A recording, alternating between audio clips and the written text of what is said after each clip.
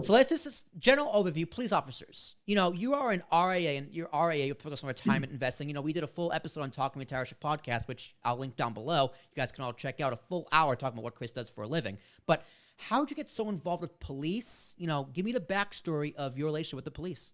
Yeah, well, it's literally started 30 years ago. We started doing police defined benefit pension plans as an investment advisor. And the more I got into it, the more I realized it was a tremendously underserved category as far as individuals go. So police officers, nowadays, most of them go to college. They then get, trained. They then become, a cop on patrol, and they're out there. Really what they don't understand is they don't understand the basics of, their defined benefit pension plan, their 457 or their drop.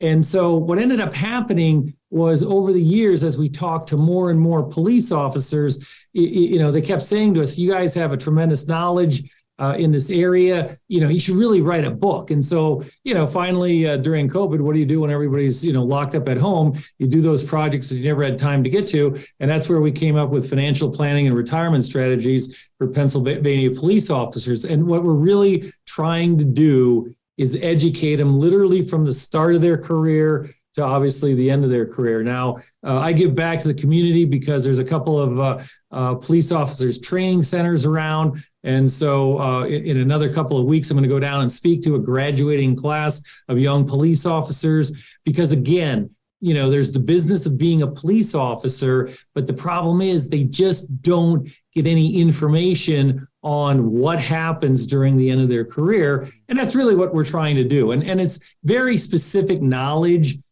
you have to have when you're talking to police officers. So, right. Well, it's very hard being a cop. Cops get a bad rap, sometimes deserved, sometimes not deserved. We're not going to touch upon social issues on the police in this podcast. That's why you're here.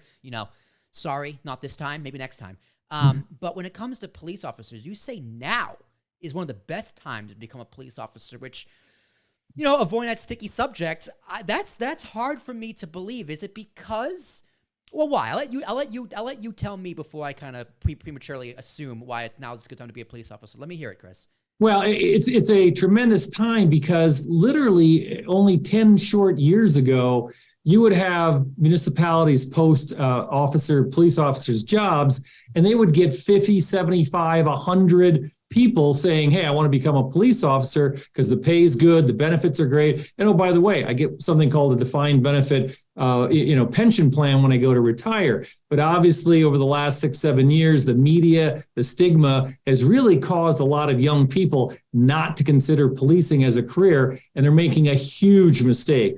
The number one reason why is the starting pay is the highest that I've ever seen it. Since I've been counseling police officers, they've got to pay them more because they're competing with warehouse jobs. They're competing with other, higher paying jobs. So naturally, you got to pay more. The benefits are really, really good. But more importantly, it's a numbers game. I had a police chief tell me the other day that in a county, they had 200 applicants countywide for open police positions. He said after the written test, 40 of them failed. They had 160. And then you had to do an in-person physical fitness test. They had 60 no-shows. So he's like, we're down to 100 police officers for the entire county. And he said, what's going to happen is out of the 100 no-shows, you then have to do a background check, and 30 to 40 are going to get bounced out with the background check. So you're going to have 60 candidates for a potential 200 slots that are going to be opened for new police officers. So there's a real cry for getting, manpower and women power. We're seeing a lot more women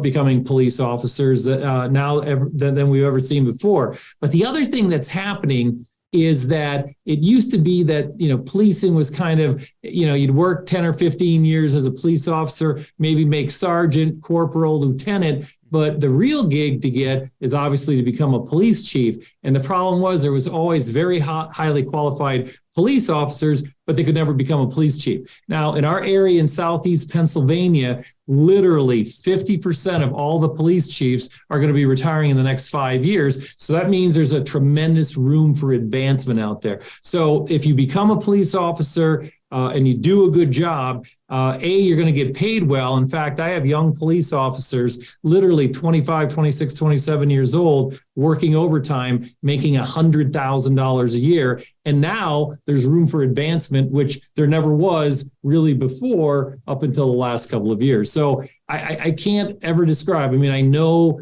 because of the social issues, I know because of the stigma, a lot of people don't think about policing. But again, it's literally the best time I've ever seen to become a police officer now.